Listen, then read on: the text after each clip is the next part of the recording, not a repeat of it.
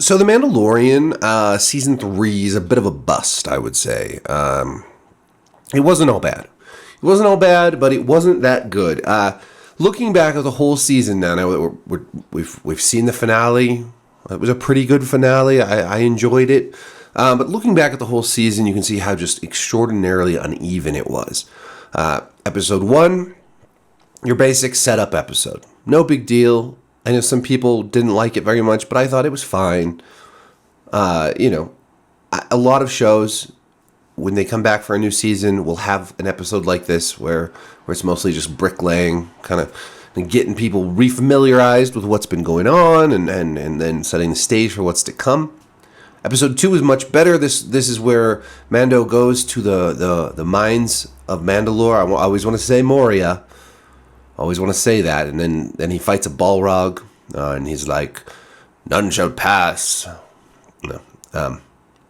This was a good one. This one made me think of Dark Souls. He's going into these dark caverns, and there's monsters to fight, and then that crazy cool like alien that has like 3 different droid suits that it goes into, and that was just a neat episode all around. There was the mythosaur that Bo-Katan sees when she goes to save Mando, who decides to take a bath in his armor. Episode 3, unfortunately, kind of sets the tone for the rest of the season.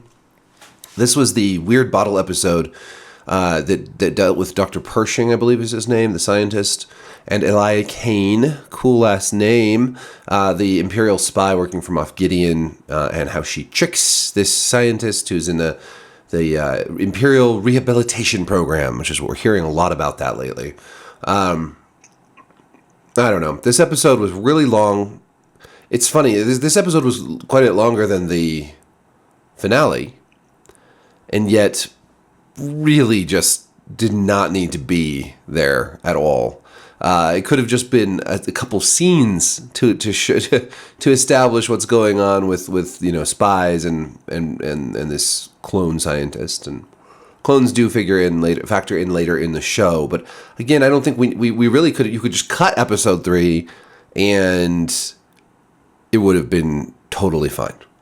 Nothing would have changed. You could have replaced episode 3 with something more exciting.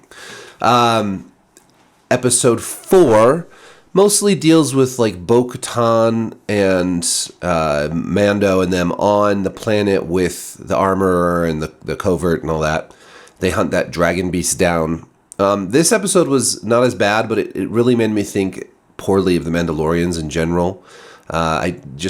So many things wrong, running out of jetpack fuel, proclaiming that this thing always gets away, just at will comes in and sneaks off children and eats them, and they just kind of wave their hands and shrug and say, well, what could we do about it? We're just these badass Mandalorians in Beskar steel armor. What could we do about this? They need Mando and Bo-Katan to save the day.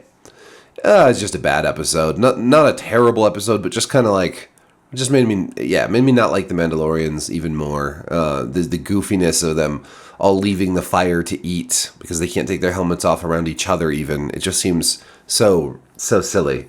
Episode 5. Boy, there's only 8 episodes, and I'm already drawing a blank on what comes after that. Hold on. Okay, episode 5. Sorry, this was the pirate one. We meet the pirates in the first episode, and then they attack Navarro, and there's all this stuff about, trying to get the New Republic to help, but they're not a New Republic planet, so the one New Republic pilot, captain guy, goes and enlists the Mandalorians to help. They go and fight the pirates, and they win. They beat the pirates, and Grief Karga gives them some land, which they don't use. Because everything feels so rushed in this season. They get this land to build a new, beginning for Mandalore, but like within a couple more episodes, they retake Mandalore. So what's the point of giving them the land? What's the point of that whole bit? I don't understand. This was a pretty good episode. Definitely better than the last couple. The Mandalorians get to be badass again, fighting the pirates. The pirates are kind of a I don't know, they're not the best villains. It really felt like Pirates of the Caribbean too, like especially the captain. He's like the seaweed alien guy. He just looks like he's straight out of a Pirates of the Caribbean movie. But still, a better episode overall. Some fun action. It gets back to the good old action stuff, and then that just all falls off in episode 6, which is another really random bottle episode. This late in the season felt very strange. It's like a Scooby-Doo detective mystery type thing. Just chock full of cameos. We got, Jack Black, Lizzo, Christopher Lloyd. I love Christopher Lloyd, but I don't know why we needed all of those cameos in one episode. But yeah, they go to this planet where they're trying to find the Mandalorians, and instead of just going and talking to the Mandalorians, they run this whole like side quest and find out who's been messing with the droids and starting this droid like uprising of sorts. It feels a little Trekky also, but without any of the sort of thoughtfulness of a Star Trek episode. So that was just kind of a miss. That one, episode 6 and episode 3 were both really weak links in this season. I think if you'd replace those with more Mandalorian-centric episodes, maybe just fleshing out this retake Mandalore plot a little bit more, a little bit sooner, I don't know. I think it would have helped. Episode 7 and 8 is when things got back on track, really. Probably the best episodes of the season, along with episode 2, because that was pretty cool. But this is, in these 2 episodes, we find out what Moff Gideon's been up to. He meets with the Shadow Council. We hear about Thrawn. We learn that, when the Mandalorians go back to Mandalore, we discover that Moff Gideon has set up shop there and is using the planet as a home base. He's harvesting Beskar steel and turning it into like Dark Trooper armor, and he makes his own really, really badass suit of armor. In these 2 episodes are pretty much linked. Mando's captured, Paz Vizsla, is killed, and then Mando escapes and he fights his way out. He's going to go take out Moff Gideon. Baby Yoda shows up in his little IG-11 mecha. There's the Praetorian Guard has come to help protect Moff Gideon, and so we get a lot of confrontations and fights. The 7th episode, I felt like the fight choreography was pretty weak. It's really in the 8th episode where we get a lot of badass stuff. Finally, we get really good fight choreography. There's lots of aerial combat with the Mandalorians and the jetpack troopers, and then there's a great showdown between Bo-Katan, Mando, and Baby Yoda versus Moff Gideon and the Praetorian Guard. Axe Woves gets a really cool bit where he, crashes their ship down into the base in like a suicide bombing run, but he gets out. He's no Holdo. This is like a moment that I felt like shows up the whole Holdo sacrifice scene from The Last Jedi. So that was great. But this is the thing. This final episode comes at the end of a season that just was so lackluster and all over the place and strange. Like, I just don't understand why it was that bad.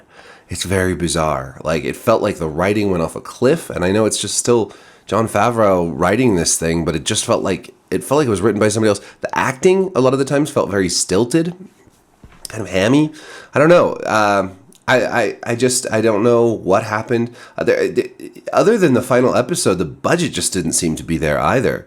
You had in the 6th episode, guys, the Mandalorians were sitting on REI chairs, drinking out of like spray painted beer mugs, like literally the cheapest looking props you can find. And a lot of times the costumes felt just like plasticky rather than, like the quality that we've seen in previous seasons. Coming right off the heels of Andor, especially, the production values just felt very, very cheap.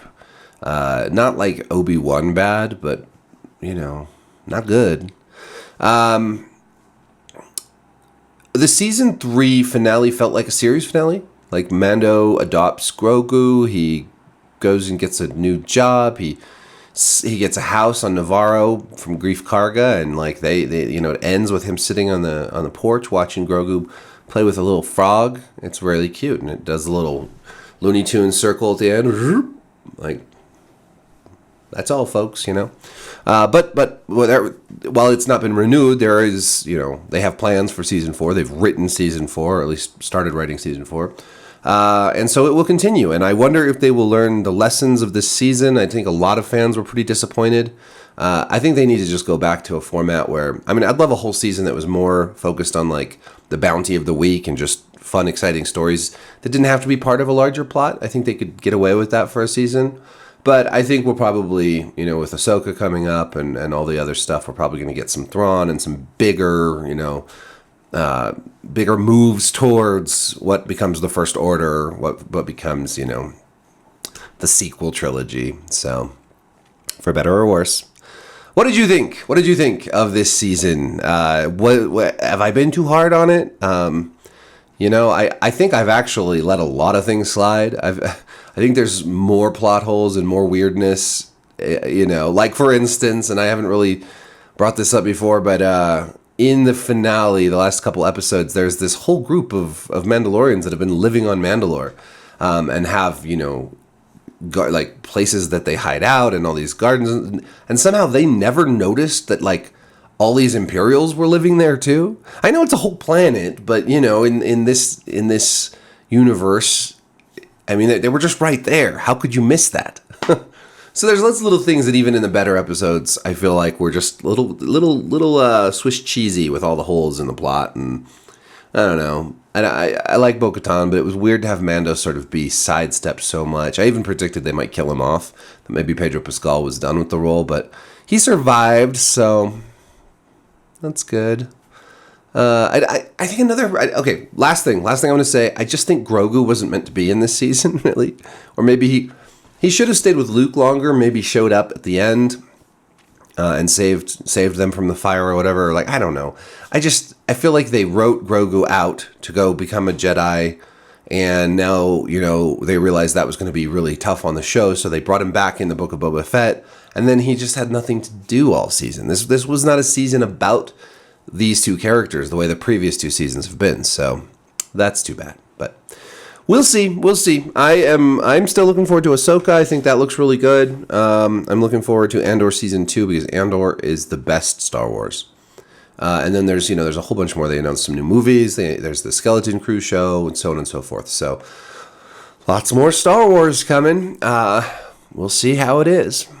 All right. Thanks for watching. Like, subscribe, hit that notification bell, and thank you for your patience. I know I'm trying to make videos every day, but then sometimes I just don't have it in me. I don't know. I get in my head too much, and I don't feel like I'll make some videos, and then I'll be editing them, and I'll think this isn't any good.